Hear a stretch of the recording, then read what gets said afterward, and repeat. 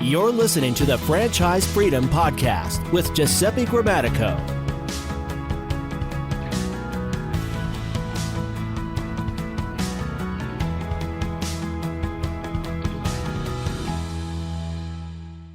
Okay, and welcome to the Franchise Freedom Podcast. I'm your host, Giuseppe Grammatico, your franchise guide, and wanted to thank everyone for joining us today. We have a very special guest and a very special episode. But before that, wanted to thank everyone for joining us. As you know, this show is for corporate executives looking to experience time and financial freedom. We talk a lot about business ownership for that first-time business owner. We talk about franchise ownership, and we try our best to answer any questions that you have via, some of the responses and emails that I get. We have stories of people that have gotten into business ownership, and really excited to answer your questions. If you have any additional questions or any comments to the show, feel free to comment right here on YouTube or send us over an email. So jumping right in, we have my buddy today, Lisa McGill from Home Franchise Concepts. Lisa, welcome to the show, if I can talk today. Thank you so much. It's such a pleasure to be here, Giuseppe. Awesome. Well, before we jump in, I wanted to give a quick little bio. So, here we go. So Lisa has owned, and I lost my screen, has owned and operated several businesses in her career, and entered franchising back in 2014 on the development side. Lisa has been with Home Franchise Concepts going back to 2018 as a franchise licensing advisor, and loves helping people find a great business that fits their goals and lifestyle. Lisa has 2 daughters, 2 dogs, and a wonderful husband. I like that. Wonderful is a good one. And resides in Ormond Beach, Florida. So Lisa, welcome again to the show. Thank you. It's great to be here. I'm excited. And before we dive in, for all the listeners, Lisa and I have something in common, and we talk about this at length, and that's our love for Christmas and I just put up my Christmas tree, and I think we're competing. Lisa's this weekend. So, and Christmas movies. So I know you had the first one. Yes. So I got the tree up, but yes, you did watch the first movie. So what was the, who was the actor in the movie we just were just talking about? It was the new Lindsay Lohan movie that is absolutely a chick flick. So, gentlemen, I will recommend that you leave this to your wives and your daughters. Awesome. Okay, cool. Well, check it out. I have to Google it for my daughter. I'm sure would love the movie. So, but yeah, every year we kind of talk about what movies you've seen, and the movies which we didn't touch on. We could talk after the show, but some of the movies, kind of comparing lists and making sure we have watched them all. But anyway, Giuseppe, you need to provide your viewers with a list of all of the movies that you have watched at Christmas. I will. Actually, the one movie, and we'll leave it at this, and I'll definitely put together a list. So the one movie that most people I talk to have never heard about, which has become a favorite in our household, is with James Gandolfini, Ben Affleck, Surviving Christmas. I'd say 9 out of 10 people I talk to have never heard of the movie.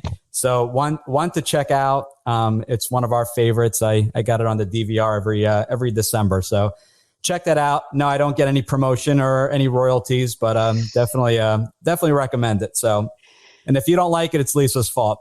With that being said, I just added it to my list. I'm going to let you know what I think about it. Oh, you haven't seen it? Okay. Not that one. I want to know about that one. So, okay. All right. Christmas aside, Lisa, tell us a little bit about yourself and how you got into franchising.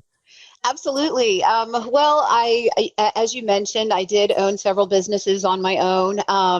And I was in a situation where I was looking at franchises. Mm-hmm. And I worked with a couple different franchise consultants at the time to look at several franchises.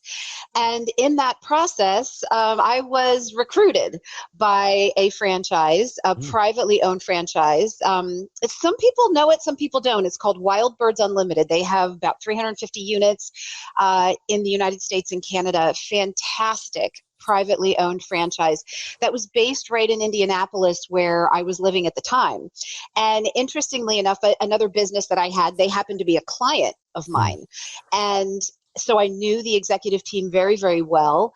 They have a fantastic VP of Ops, who's an executive vice president now, Amy Moore, and very innovative on the operations side, and a wonderful chief development officer, Paul Pickett, very well known in franchising today. He has actually chaired the Franchise Development Conference, so many franchising people know Paul. And I was brought on that team to basically learn franchising from the ground up. On the development side, meaning learning how to recruit and educate and train owners. So that's where I got my start.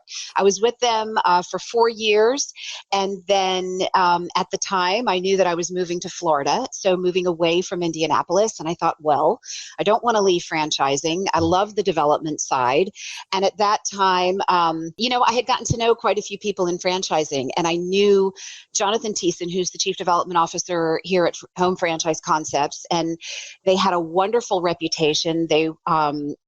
They were the kind of company that I thought, I could only dream of being asked to be part of their team. So I went to work to figure out how could I make what I could bring to the table attractive to the Home Franchise Concepts development team. And fortunately for me, it worked. And Jonathan, who goes by JT, he's also very beloved in the franchise industry. Everybody knows JT. He's often sought after on panels and for his expertise. And he brought me on the HFC team. And at the time, we were just 3 brands. We were just Budget Blinds, our flagship, Tailored Living Premier Garage, which was 1 brand at the time, and Concrete Craft. And today we're 9 brands. So we've grown a lot since 2018. And I've been on that team ever since. And I absolutely made a good choice. Love the leadership, love the organization. This will be where I hang my hat for probably the rest of my career. That's awesome. Great. And it is great. Absolutely great company. So Home Franchise Concepts, you said it's a total of 9 brands. What are those brands? Yeah, so Budget Blinds is our flagship. It's in its 30th anniversary this year. Budget Blinds, if you look up Budget Blinds on most lists, like entrepreneur.com, it's always in the top 20 of all franchises. And you think, wow, a window treatment company being in the top 20, how is that possible?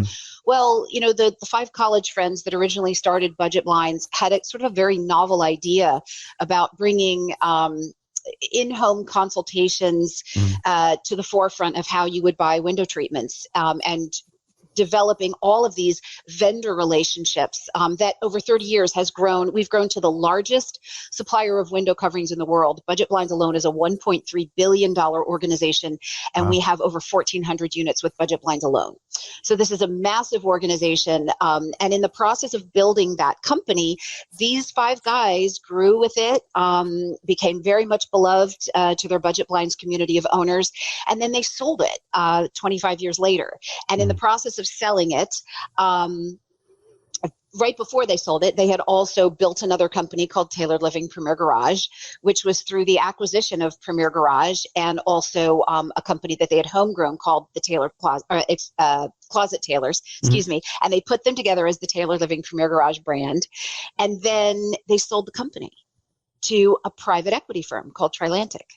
And Trilantic was a decent relationship, but it was different, right, than having these private owners, these original 5 guys that everybody loves so much. And I think, there were a lot of owners that were really mourning private ownership going away. And so in typical private equity form, they sold the company in about 4 years. And at that time, our leadership said, you know what, we don't want to do this private equity play. We really want to go back to private ownership. So how are we going to find a fantastic private owner for our company that has really grown? I mean, Budget Blinds is a very large, very successful system at the time. Concrete Craft was still very young. Tailored Living had really grown. And along came JM Family Enterprises. And we were fortunate enough that they chose us. And we have just been excited ever since. We all said to ourselves, we had to pinch ourselves that actually happened, that we got to be privately owned again. And we can talk about that in just a little bit. But in the process of JM Family purchasing us, that was 2019. So since then, we've grown to 9 brands, and we have added to Budget Blinds. We've added kitchen tune-up and bath tune-up, which were acquisitions, Aussie Pet Mobile, which was an acquisition, Two Maids and a Mop, which was an acquisition, and Advaniclean. And so there's these 9 brands. And just recently, we bifurcated the Tailored Living Premier Garage brand back into 2 brands, the Tailored Closet and Premier Garage. So all home services, types of businesses, and all throughout the United States, and several of our brands are in Canada as well. So you're creating almost like your own ecosystem where franchisees can all, right? Yes. They can all work with one another. So I guess let's talk a little bit about that, because it's been a while since we talked about this concept, but you have a parent company that really is handling multiple home services, right? So talk to us a little bit about the benefit of having that parent company. How does that benefit the franchisees if they're going from one brand to the next, or being able to refer the business to one another? Talk to us a little bit just kind of what a parent company brings to the table, both in training and resources, and then maybe being able to expand their brands their business by adding brands. Absolutely. So first of all, I think the most important component in that is that we're privately held. And in the fact that we're privately held, this is a long-term play. So the difference between when we were a private equity stake and now being privately held is that private equity makes very short-term investments, right?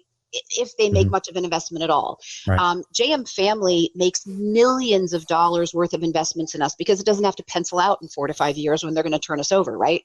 They're not worried about, the immediate profitability of an investment decision. So what they're constantly doing is coming to our ownership, meaning our franchise owners, and they're saying, what do you need? And they're going down in the trenches, they're boots on the ground, figuring out what does each brand need to be the best in class, to have the greatest processes and systems for efficiency and profitability, and also for satisfaction, that our owners are happy in the businesses. So they're constantly evaluating this with each brand, and then they're creating new processes or providing new resources and making the investment in that. Now, when you have 9 service brands, you have what we lovingly refer to as cross-pollination. Right. So what we did is we built an app, the Home Franchise Concepts app, that can be used to directly refer a customer to another owner for those services. So let's say there's someone from Budget Blinds in a customer's home, and they say to them, hey, I need my kitchen remodeled, or they notice that they're talking about getting their kitchen remodeled. They can say, hey, let me have our kitchen tune-up owner give you a call and come over and do a consult. So that app does that connection immediately in every given market. So that's one thing. The other thing is when our owners want to expand to other brands within our system. I have an owner right now that owns kitchen tune-up and bath tune-up in the Minneapolis markets. And they just purchased Tailored Closet and Premier Garage in the same market, because they're using their warehouse, their install teams, there's similar processes going on. And, our owners will say things to us like, hey, every time I'm in a home, and in today's contracting world, and I think most consumers would agree, that when you get a good contractor, what do you say to them? What else can you do for me? What else can you do? Can you hang this light? Can you remodel my bathroom? Anything. Can you put in the floors? Can you build a deck? Can you cook? Can you cook? Just basic, right? It's very hard to find that person. I agree. Yeah. Absolutely. And, you don't want to start all over with a whole different company. And so that's what we're hearing from our owners, and we're helping them get started in other brands so that they can leverage their teams and build larger organizations, for better profitability. But they don't have to learn new operating systems. Right. They don't have to learn a whole new leadership team, right? It's all under the same umbrella. And so they have the comfort of being within the Home Franchise Concepts JM Family community. And I love that. And when I get the question, which is better? Is it better to add an additional brand or add territory? And I said, well, there's going to be advantages to both. That with the territory, obviously you're sticking with what you know and going wider. But when you're adding brands in that market, it's a simple upsell. Your client acquisition cost truly drops because you're just going back to every homeowner that you just maybe install blinds for and just said, hey, we have, we can redo your kitchen, we can redo your bathroom. And so there's definitely advantages to both. And sometimes it just comes down to the availability. There may just not be availability for additional territory. So you may look to add an additional brand. So which, and we were talking about this kind of in the beginning. So with franchising, it's not the right fit for everyone. And I talk about this constantly. And people ask me, well, why do you say that? Aren't you compensated when someone buys a franchise? And I said, absolutely. But at the end of the day, someone has to understand the value proposition of what a franchise is. And you're getting that proven system and that model and the infrastructure, the resources, and the list goes on. But I don't consider that a pro or a con. It's basically, is it a good match for what you're looking for? Some people like to build from scratch, and there's nothing wrong with that. And other people like myself, we're not creative. I just give me the system so I can run with it, be trained and up and running in as little as 30 days. So my point in that is that it's not always a good fit, but also when it comes to the franchisor, it's a two-way street, right? You want to make sure that the person looking at the franchise is interviewing, your company, but you're also interviewing that prospective franchisee, because at the end of the day, you want the match. They're going to be an extension of your brand. I do want to continue this conversation, but I'm going to do a quick little video from our show sponsor. We hope you're enjoying the show. This episode of Franchise Freedom is brought to you by the SMB Podcast Network.com.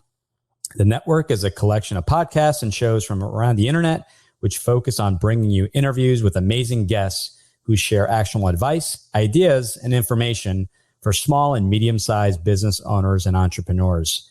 Visit www.smbpodcastnetwork.com to find more great shows and easily subscribe to be notified of new episodes. It's a great way to discover quality content. If you discovered us today via the network, then I hope you're enjoying the show and will consider subscribing directly so you never miss any of our great episodes. So talk to us a little bit about, what that process looks like, because some of the comments I've received is like, well, if I have the money, why wouldn't they approve me? So I want to talk about that idea that it is a two-way street. Just like you can pause the search on a brand may come back and say you may not be the best fit for that particular brand. 100%. So in our company, we like to talk about this in terms of what we call responsible franchising. Responsible franchising means that you are not bringing every single person that has a check to write into the fold. And, from the standpoint of a franchise organization, you need to grow. You need to bring on new franchise owners.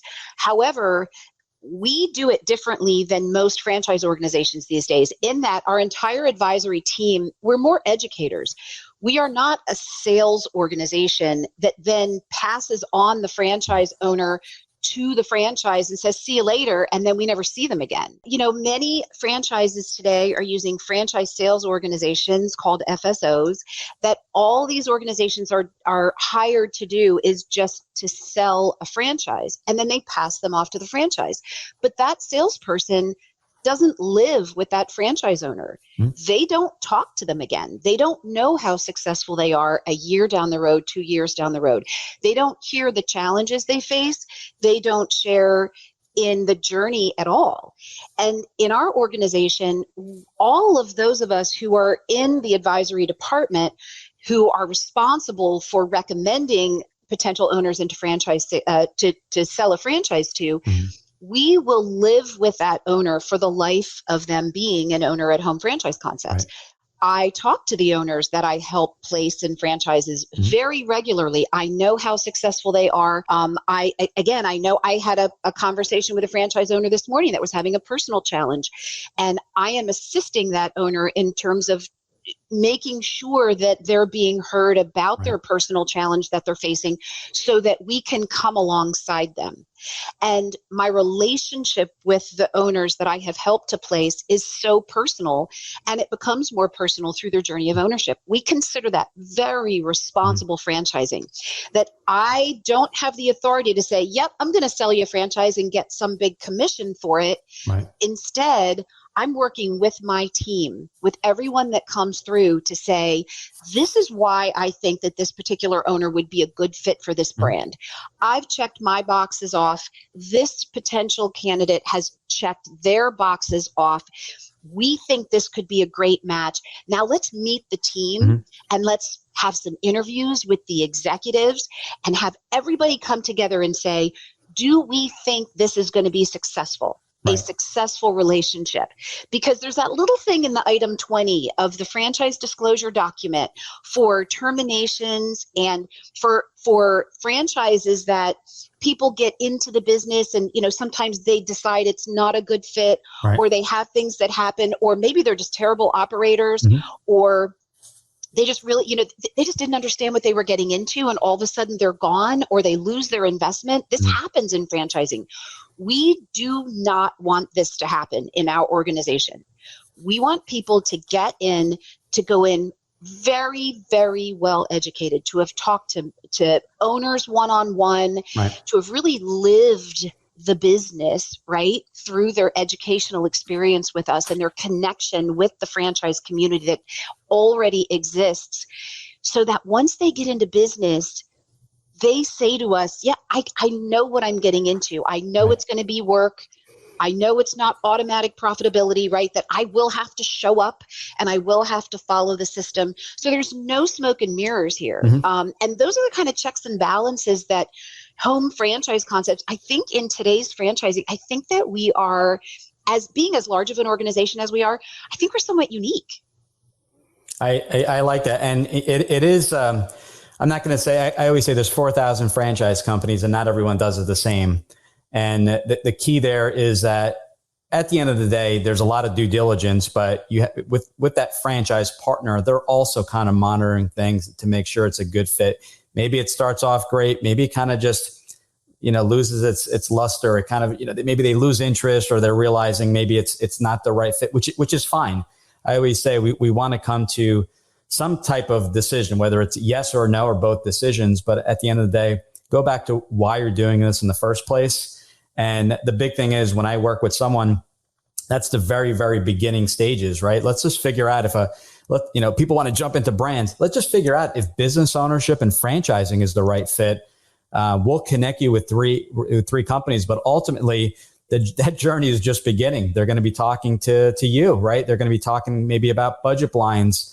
To figure out maybe Budget Blinds wasn't the right fit after exploring it, and it was AdvantaClean, or it was one of the other brands. But ultimately, there are different stages. I always say to everyone, and there's always progress. And if we always try to present 2 or 3 brands, and in some cases, all 3 don't work out, and we add a 4th. Sometimes it's the very first brand, but it's progress, because once you do the due diligence with one brand, you start to learn how the FDD is laid out, and it's the franchise disclosure document, and it's similar with all the brands. But I think and that actually may be the title of the show, Responsible Franchising. I kind of like that. It has a nice, I jotted that down because I always look for show titles, because it's like how many different variations of franchising can we put in the title? But I think that's huge, because I think the common misconception is, the franchise company is making a ton of money on the sale of the business.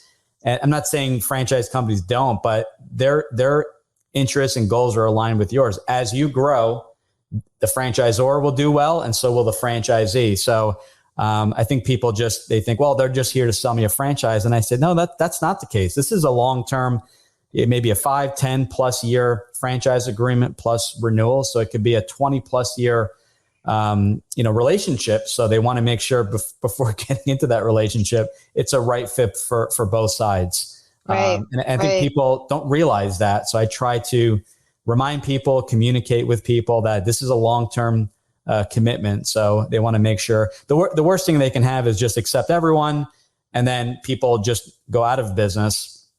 And sometimes it's not the franchisor. And sometimes it is the franchisor. In some cases, it's the franchisee where they bought the wrong concept. Thanks for tuning in. Whenever you're ready, here are 3 ways Giuseppe can help. 1. If you've ever considered owning a business of any kind, you owe it to yourself to get a copy of Giuseppe's book, Franchise Freedom. Download your free copy at ggthefranchiseguide.com/book. 2. Want to understand how successful executives make the transition from corporate to owning their own franchise? Join Giuseppe's next online presentation, Franchise Freedom: How to Escape the Corporate World and Have Financial and Time Freedom by Owning a Franchise, by going to ggthefranchiseguide.com/video. 3. Want to work with Giuseppe one-on-one to identify the right franchise opportunity for you, to navigate the process, and get plugged into experienced franchising advisors? Send him an email to gg@ggthefranchiseguide.com with one-on-one in the subject, and he'll send you all the details.